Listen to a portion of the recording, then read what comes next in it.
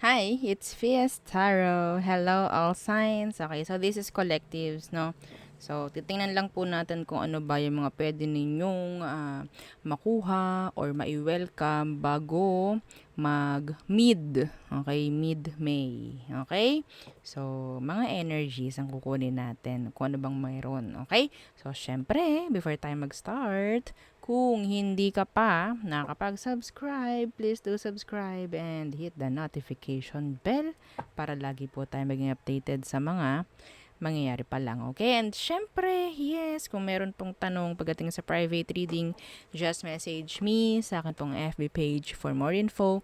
Ganon din po pagdating kay Perception of Light. Okay, so kung may tanong, message lang po kayo sa kanyang FB page. And yeah, don't forget to follow. And syempre, sa mga naghahanap ng healer, yan, kay Kuya Dingsi po, ha?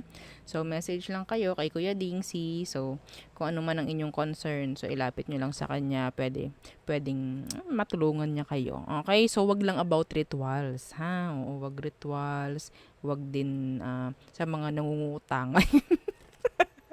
Okay? Joke lang. Oo, so yan, ha? And, yeah, pagdating naman sa ating mga evil eye items. So meron tayong promo ngayon, ha? Itong ating bracelet and itong ating ring. Okay? So, pwedeng makuha mo to for as low as yung isa lang na item, no? For as low as yung price lang ng isang item, makukuha mo na itong dalawa. Okay? So, message lang kayo kay admin. Yes. And, yeah, I don't know kung ilan na lang. Parang hindi ko alam kung ilan na lang. Magtanong lang kayo. Oo, hindi naman nakakahiyang magtanong kay admin. Admin, ilan lang ba ang ano mo? Meron pa ba?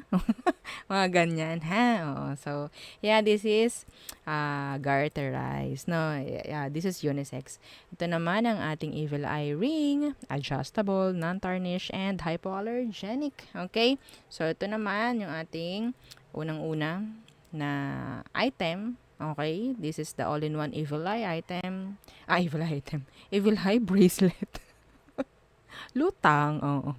Evil eye bracelet available in red and black strings. Okay, so na-adjust po yan, ha. So, nahihila siyang ganyan. And, ito ang ating evil eye necklace.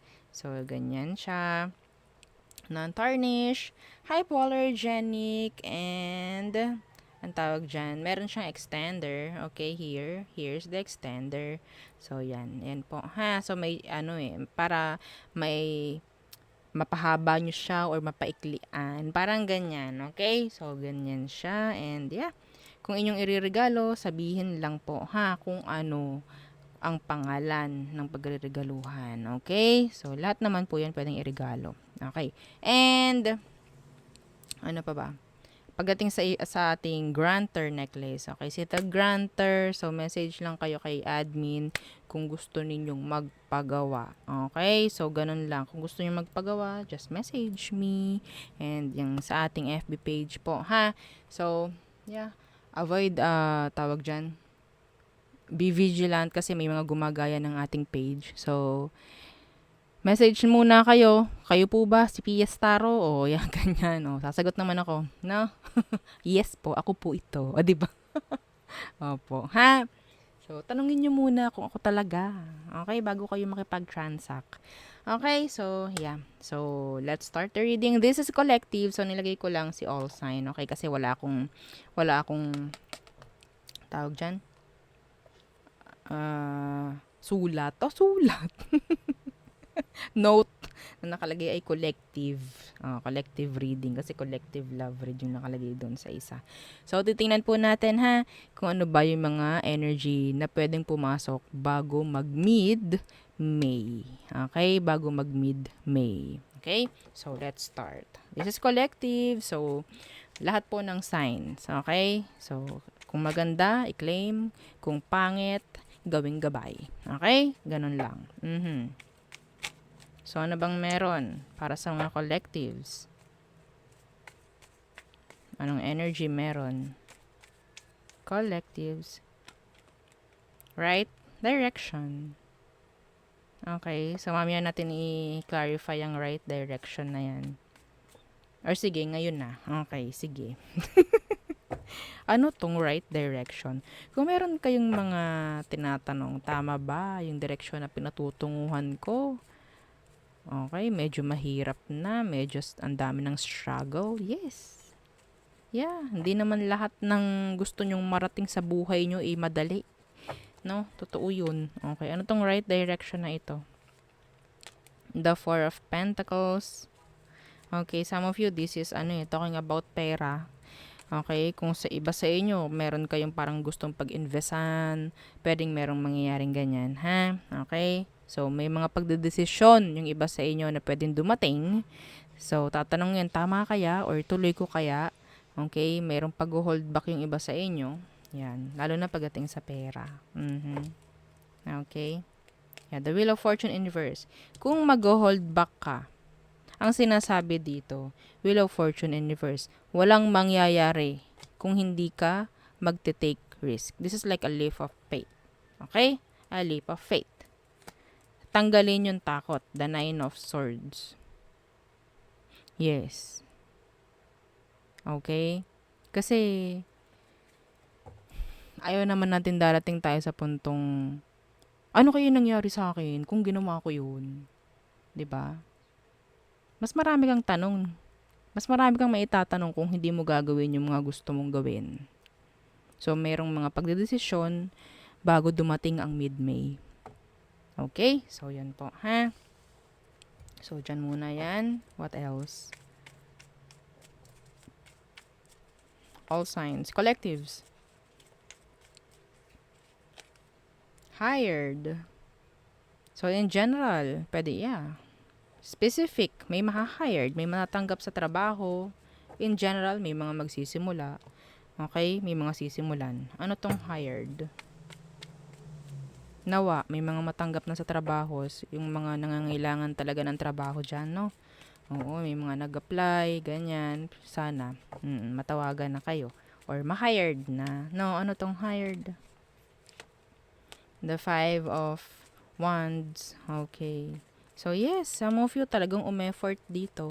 Pinaghirapan nyo, no?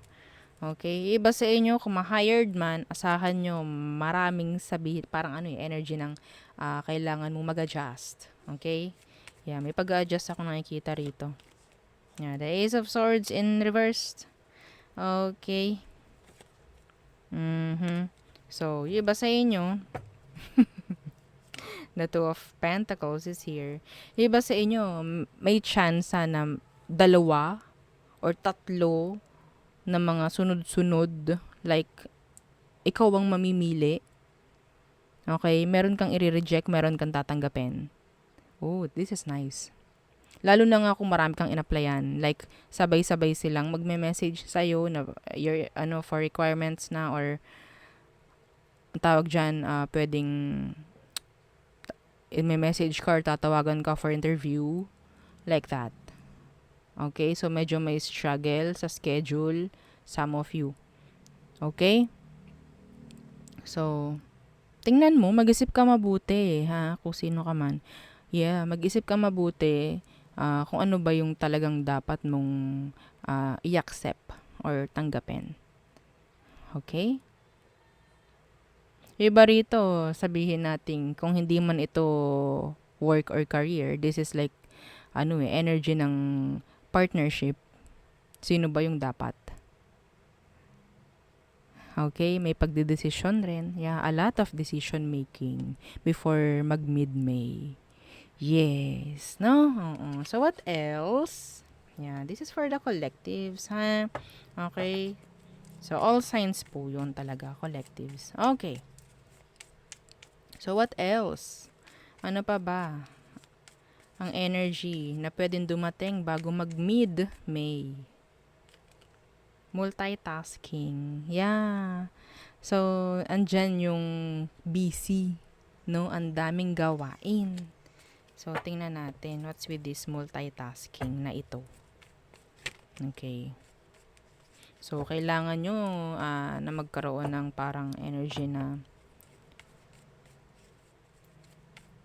ang tawag dyan, avoid ninyo na magkasakit, ganyan. Para magawa yung mga bagay-bagay na dapat gawin. no? Para hindi ma-pending. Okay, so ano tong multitasking na pwedeng dumating? The moon. Okay. What's with that moon? Some of you, hindi nyo to inaasahan na pwedeng mangyari. Okay? Yeah, the King of Pentacles. This is, talking about career, kaperahan mo. Okay? Yeah. Eto ha, about multitasking, kasi pwede ngang mangyari bago mag mid-May. Hindi sinasabi rito or hindi ina-advise sa'yo na lahat is tanggapin mo. Okay? Hindi lahat tatanggapin. Yeah. The moon is here. Kanina ko pa nakikita itong Three of Swords and itong Page of Pentacles na naka-reverse. So, that is an energy of pwedeng draining, no? So, may chance na kailangan mong ilayo nga yung sarili mo, no? Sa sakit. Okay? Wag masyado, siguro. Asahan nyo, maraming gawain. Okay? Asahan nyo, marami pong gawain. Pero, dapat, bibigyan mo rin, no, yung sarili mo ng, sabihin nating rest. Enough rest. Okay? Para makarecover. Para ka makarecover. So, yeah, maybe this is a gabay na avoid mo na parang mapagod masyado. Okay? Para yes. Ano ba ito? Tingnan natin tong the moon. Maraming papagawa sa'yo, boss mo. Yeah, see, the Magician. Okay? Hindi lahat. Yeah, this is health. The Queen of Pentacles Universe. This is talking about health. Okay? So, kailangan mo, be practical din. Yan. Maging, kung kaya mong pumili, mas maganda pumili ka. Kung pwede. Okay? Hindi yung lalahatin. Okay. So, what else? For all signs. Yeah, this is collectives. Competition. So, may chance na may mga paghahandaan yung iba sa inyo. Yeah, interview. Ito yung kanina dito sa hired. Okay? Yeah. Competition.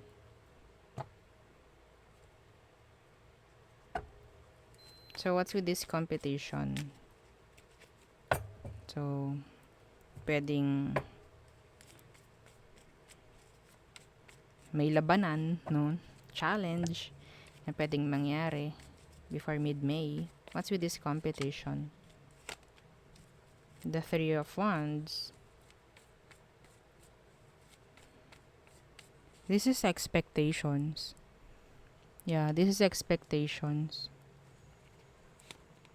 The Two of Wands in reversed. Ito. Wag mo ipe-pressure yung sarili mo kasi nakakuha nga ako ng may mga competition, may mga kailangan paghandaan, pero don't pressure, no? Hindi ko masabi. Wag mo ipe-pressure ha yung sarili mo. Okay? Kasi mas maganda kung parang handa ka. Kung anong kaya mo, yun ang gawin mo. Yun lang. Okay? Kasi mapapressure eh.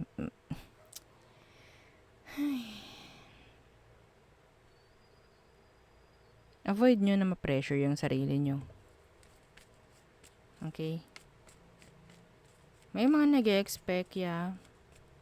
Pero, masyado yung pag-expect eh. See? The Three of Cups. The Nine of Swords. This is pressured. Being pressured by mid-May. The Two of Wands Universe is here. What's with that? See, the Ten of Pentacles.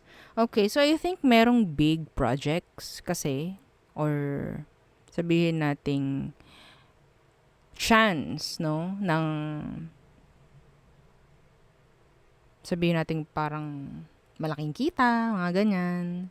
Or promotion for some of you by mid-May. Or bago pumasok ang mid-May. Yeah. This is talking about pera. Ang dami. Puro kaperahan ang nakakuha ko dito. Yes. So, siguro, pagod na pagod kayo, no? Pagod na pagdating sa love. Kahit ako. Oo, araw-araw ba naman natin reading love, no? Okay, this is commitments. So, kung ikaw, kung alam mo sa sarili mo, no, na committed ka sa mga ginagawa mo, wag kang mape-pressure, wag kang magkakaroon ng doubt sa sarili.